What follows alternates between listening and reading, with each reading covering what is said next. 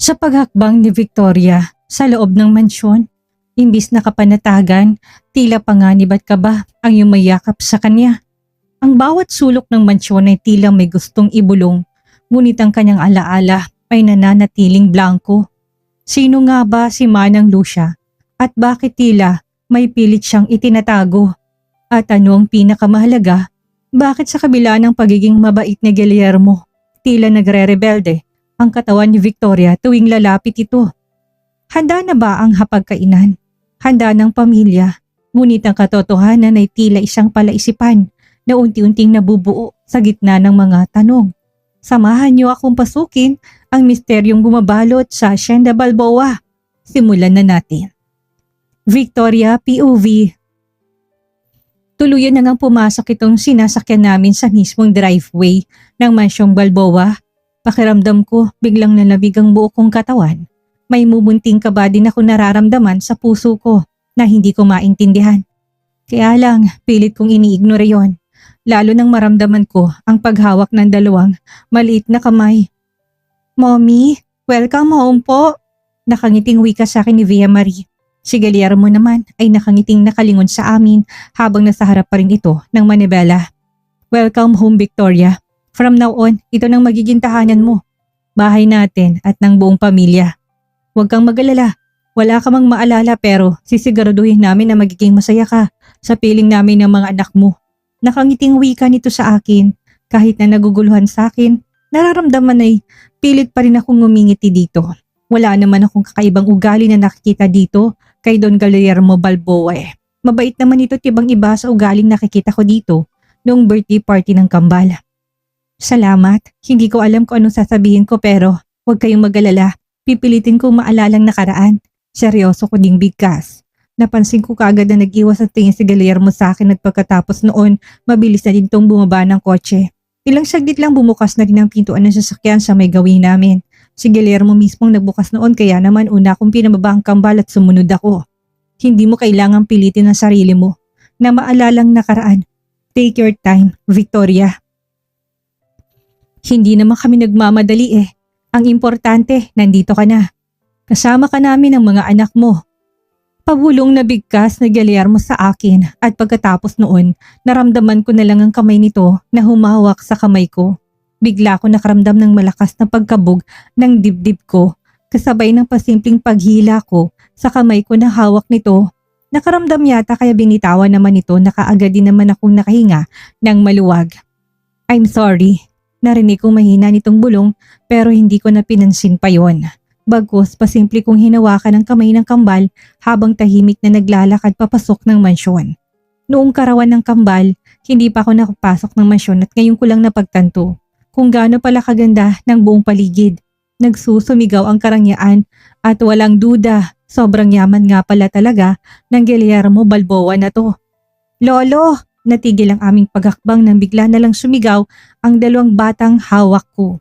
Kusa akong pinakawala ng mga kamay nila at kaagad din naman ang mga ton tumakbo sa isang matandang nakaupo sa wheelchair. Kung hindi ako maaaring magkamali, nasa 70s or 80s na ito. "Mga apo, kumusta ang party nyo?" Narinig kong tanong ng matanda. Tahimik lang ako nakamasid sa mga to. Hindi rin ako nangahas na gumalaw man lang sa aking kinatatayuan. Bigla ko naman kasing naramdaman ang malakas na pagtibok ng puso ko. Para akong natatakot na ewan, lalo nang dumakong paningin sa akin ng matandang tinawag na lolo ng kambal. "He's my grandfather, Lolo Samuel. Lo, si Victoria po." Hindi ko mapigilan na mapaigtad sa gulat nang bigla ko nalang narinig ang boses ni Guillermo sa tabi ko. Hindi ko malang namalayan na nasa tabi ko na pala to. "Hey, relax. Victoria, nagulat ba kita? Sorry, hindi ko sinasadya. Hindi ko akalain na magugulatin ka pala." Hinging paumani naman ni Guillermo sa akin. Kimi naman akong ngumiti at pilit kong iniwas ang paningin ko sa matanda na ngayon ay nakatitig pa rin sa akin. "Yes, I remember her. Victoria Robles. Welcome back." Seryosong wika ng matanda. Wala sa sariling napatingin ako dito at kahit na napansin kong nakangiti ng matanda sa akin, hindi pa rin nawawalang kabang nararamdaman ng puso ko. Kilala ko ba siya? Nakasama ko na ba siya noon? Mukha naman siya mabait pero bakit ganito? Bakit hindi ako komportable? Kanina pa? Salamat po sir. Mahina akong bigkas pero ramdam kong panginginig ng boses ko. Muli ko naramdaman ang paghawak ni Guillermo sa kamay ko, sabay pisil na para bang nahalata talaga din ito na hindi ako komportable. Hey, relax. Relax lang. Wala ka sa bahay ng mga vampira para matakot ka ng ganyan. Ina ka ng kambalat mula ngayon. Di ba, pagsilbahan ka ng lahat at sisiguraduhin ko na magiging komportable ka dito. Narinig kong wika ni Guillermo. Mahina ako ng boses ito pero hindi yun sapat para kumalma ako. Nandun pa rin kasi ang matinding kaba eh. Nandun pa rin ang takot. Yes, takot. Natatakot ako sa mga bagay na hindi ko naman alam. Thank you. Pasensya na po kayo. Wala po kasi akong maalala eh. Mahinang boses na wika ko. Hindi ko rin naman alam kung sinong kinakausap ko. Si Guillermo ba o itong si Lolo Samuel? Basta bahala na silang umintindi. We understand, Iha. Don't worry, naintindihan namin ang pinagdaanan mo. 5 years kang hindi namin nakasama and worse, hindi mo rin pala kami maalala. Pero huwag kang mag-alala. Sa pagkakataon na to, aalagaan ka namin lalo na't binigyan mo ko ng 2 cute na apo. Nakangiting sagot naman ng matanda sa akin. Hindi naman ako nakaimik. Pilit kong tinitimbang kung tama ba itong desisyon ko na sumama pa dito kay Guillermo. Para sa akin, isa silang estranghero at hindi ko sila kilala. Iba din ang nararamdaman ko sa mansyon na ito kumpara sa nararamdaman ko sa bahay ampunan. At least sa bahay ampunan, tahimik at payapang puso ko. Pero dito, kakaiba. Hindi kasi talaga ako komportable eh. Pwede bang dito na lang ako magstay sa kwarto ng mga bata? Seryosong tanong ko kay Guillermo. Iniwan namin ng matandang si Lolo Samuel sa living room at sabay-sabay kaming umakyat dito sa 2nd floor ng bahay para daw makapagpahinga na muna habang hinahanda ang mga pagkain namin. Kaya lang habang paakyat kami, biglang sumagi sa isipan ko kung saan bang magiging kwarto ko. Bakit doon? Makukulit mga bata at baka hindi ka makapagpahinga kapag buong oras kasama mo sila. Isa pa, may sarili naman tayong silida. Seryosong sagot naman ni Guillermo sa akin. Kaagad naman ako napahinto sa paghakbang. Seryosong tinitigan si Guillermo sa mga mata bago ako seryosong nagsalita. Hindi pwede. Kung hindi mo ako mabibigyan ng solong kwarto, babalik na lang siguro ako ng bahay ampunan. Victoria, ano ka ba? Nung bago ka mawala, sanay ka magkasama tayo sa kwarto. Kaya nga nabuong kambal eh. Kasi nga noon yon, pero iba na ngayon. Hindi kita maalala. Wala akong maalala at malay ko ba kung nagsasabi ka ng totoo. Putol ko sa sasabihin nito. Nag-aalala man siya, maaring kahinatnan ng pag-uusap na to. Pero kailangan kong lakasan ng loob ko. Abat, anong Guillermo to? Siniswerte? Hindi porket sinabi nito na may anak kami, pwede na nitong gawin ang lahat ng nais nito. Sumama ako dito para sa kambal dahil ayaw ko lumabas na isa akong masamang ina. Pero kung ititik advantage ni Guillermo na itong situation ko, ibang usapan na yun. Hindi talaga ako mangingimi na bumalik ng bahay ampunan kahit na 10 oras na ng gabi. I understand. Sige, okay. Kung gusto mo ng solo na kwarto, ibibigay ko sa'yo. Nakangitin tong wika sa akin pero kitang-kita ko naman sa mga mata nitong matinding pagkadismaya. Pagkatapos noon, nagpatiuna na ito sa paglalakad patungo sa isa pang nakasaradong pintuan. Huminto ito, kaya huminto na rin ako, tinayaan tong ito na din ang magbukas na nasabing pintuan at bumungad sa paningin ko ang isang maayos, maganda at eleganteng kwarto. Ito ang magiging silid mo. Seryosong boses na bigkas nito sa akin. Pumasok ako sa loob at inilibot ang aking paningin sa buong paligid. Maganda ang design, very warm at may malaking bed. Halatang pangmayaman ang aura ng buong paligid at feeling ko. Hindi ako bagay sa ganito kalaking silid. Sa bahay ampunan, isang payak na silid meron ako. Isang single na papag na nilagyan lang ng manipis na kutsyon. Tapos ang lagayan ko ng damit ay isang plastic cabinet na may 4 na drawer. Wala na bang ibang silid? Seryosong tanong ko kay Guillermo. Ha? Bakit? Ayaw mo dito? Hindi ka komportable? Nagtataka namang tanong nito sa akin. Hindi naman siya ayaw. Kaya lang, parang sobrang ganda ng silid eh. Parang hindi bagay sa akin. Sagot ko rin naman kaagad dito. Nagulat na lang ako nang malakas itong tumawa. Victoria. Alam mo nawali ka lang sa akin ng ilang taon pero feeling ko ang dami na nagbago sa'yo. Sanay ka sa ganitong uri ng pamumuhay. Lumaki ka sa karangyaan kaya naman sana masanay ka na ulit sa pamumuhay na ganito. Sagot nito sa akin. Wala akong maalala at nasanay na ako sa buhay sa bahay ampunan. Seryosong sagot ko rin dito. I know. At simula ngayong araw dapat sanayin mo na rin ulit ang sarili mo na bumalik sa dating buhay. By the way, feel at home. Ipapadala ko na lang dito sa silid mo mga personal mong gamit. Nakangiti nitong wika sa akin at pagkatapos, kusa nitong sinara ang pintuan at umalis na ito. Naiwan naman ako muli kung inililibot ang paningin ko sa buong paligid. Pilit kong inaalala ang mga bagay na sinasabi ni Guillermo sa akin. Pero wala talaga eh, para kung isang blankong papel. Walang kahit na anumang nakaraan ang pumasok sa isipan ko. Dahan-dahan ako naglakad patungo sa may kama. Hinaplos kong kobre kama, kasabay ng malungkot ng ngiti na sumilay sa labi ko. Galing ba talaga ako sa isang marangyang pamilya? Maliban kay Guillermo at sa lolo nito at kina Dr. Leonardo at Dr. Vida. Sino pang nakakilala sa akin? Mahina kong sambit. Nasa ganun akong sitwasyon na maramdaman ko na lang ang pagkabasa ng aking pisngi. Hindi ko na malay na lumuluhan na pala ako sa dahilan na hindi ko alam. Ano bang nangyayari sa akin? Bakit ba ako umiiyak? Bulong ko sa aking sarili. Kaagad kong kinunasan ng luha sa aking mga mata, sabay tayo. Kailangan kong i-explore ang magandang kwarto na to. Saka dapat na maging thankful ako dahil hindi pinilit ni Guillermo ang nais nito. Binigyan ako nito ng sariling silid. So ibig sabihin, mabait naman pala talaga itong tao eh. Hindi to bastos at hindi nito kayang i-take advantage ang sitwasyon ko. Tama, kung sakaling mapatunayan na ako ngang ina ng kambal, dapat lang talaga na magtiwala ako kay Guillermo. Kasi hindi rin birong ginawang pagsikreto ni na Dr. Leonardo at Dr. Vida tungkol sa pagkakaroon ko ng anak.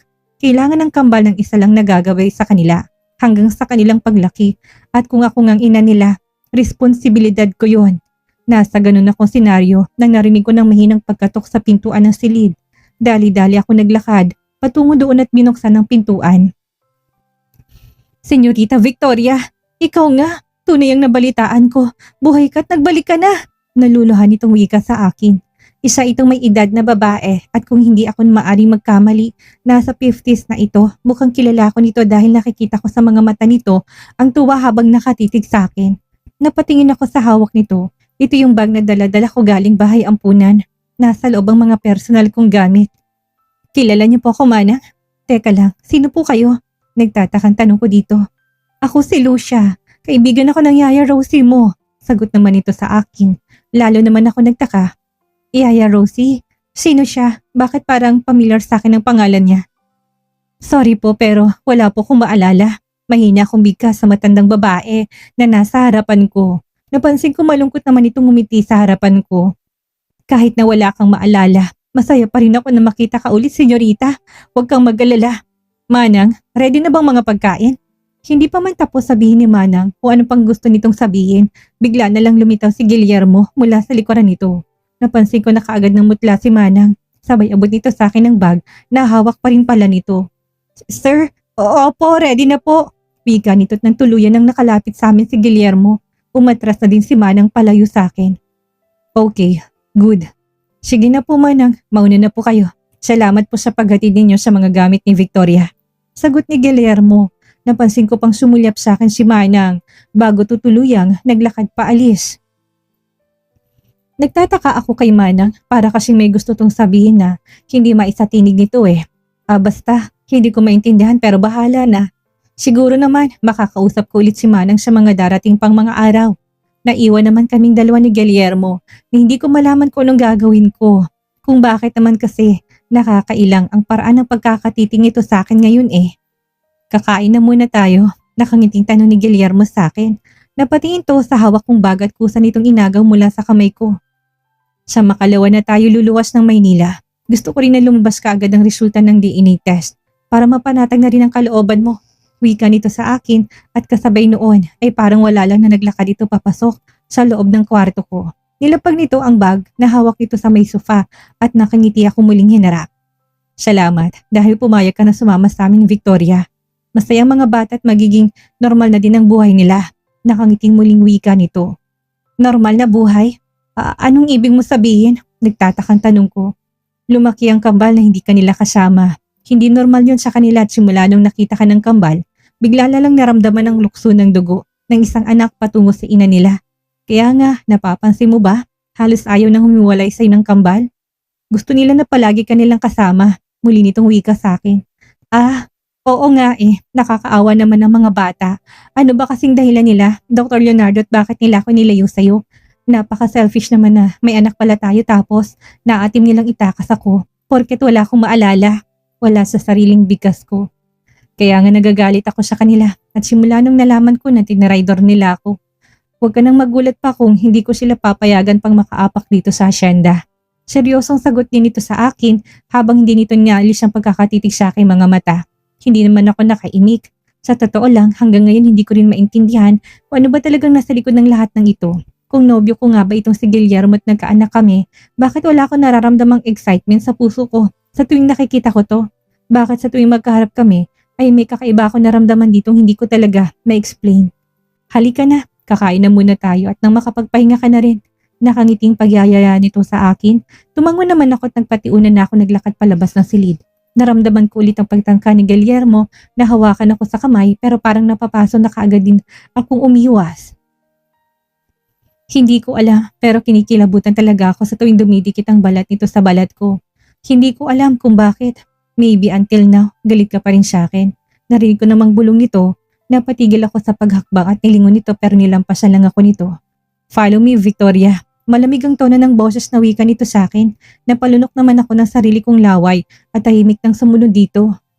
Galit ako sa taong ito. Tama ba yung narinig ko kanina? Siguro, hindi ako dapat magpakampante. Kailangan kong malaman ang katotohanan sa mga nangyari noon, kung ano ba talaga ang dahilan at kung bakit ako nawalan ng alaala. Habang pababa kami ng hagdan, mahigpit ang kapit ko sa barandilya ng hagdan. Ingat na ingat ako sa bawat paghakbang na para bang takot na takot ako mahulog. Ay, siguro nababaliw na ako. Kung ano-ano na lang kasing naisip ko kaya kung ano-ano na lang ang tumatakbo sa isipan ko. Kaya siguro napapraning na ako ngayon. Maayos naman kami nakarating sa dining room kung saan kaagad na sumalubong sa paningin ko ang pagkahaba-habang dining table.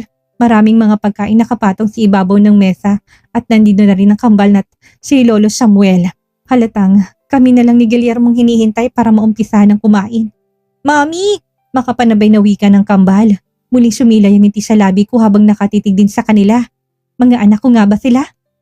Nakakabitin ang bawat eksena, hindi ba? Habang pilit na pinapaniwala ni Guillermo si Victoria na sila isang masayang pamilya. Ang instinct ni Victoria tila may binababala. Bakit kaya hindi siya makaramdam ng saya? Sa piling ni Guillermo? At sino ba talagang nagsasabi ng totoo? Ang mga pinsang naglayo sa kanya? O ang lalaking pilit siyang binabawi? Ang aral na hatid ng ating kabanata ngayon ay tungkol sa pagtitiwala sa sariling gut instinct. Minsan kahit ng mga tao sa paligid natin ay nagsasabi ng magandang salita, nararamdaman ng ating puso kung may mali. Tulad ni Victoria, bagamat wala siyang alaala, ramdam ng kanyang katawan ng pangamba at pag-iwas kay Guillermo. Huwag nating baliwalain ang red flags o ang kabang nararamdaman natin sa mga sitwasyong hindi natin maintindihan. Ang pagiging bukas sa katotohanan ay tama. Ngunit ang pagiging maingat sa ating kapakanan ay mas mahalaga. Manatiling mapagmatsyag dahil ang pakiramdam natin ay kadalasang mas matalinong gabay kaysa sa mga salitang marinig lang natin. Ito si Miss Maria at muling nagpapaalala, ang katawan natin ay hindi nagsisinungaling kahit pang-isip natin ay nalilito. Hanggang sa muli.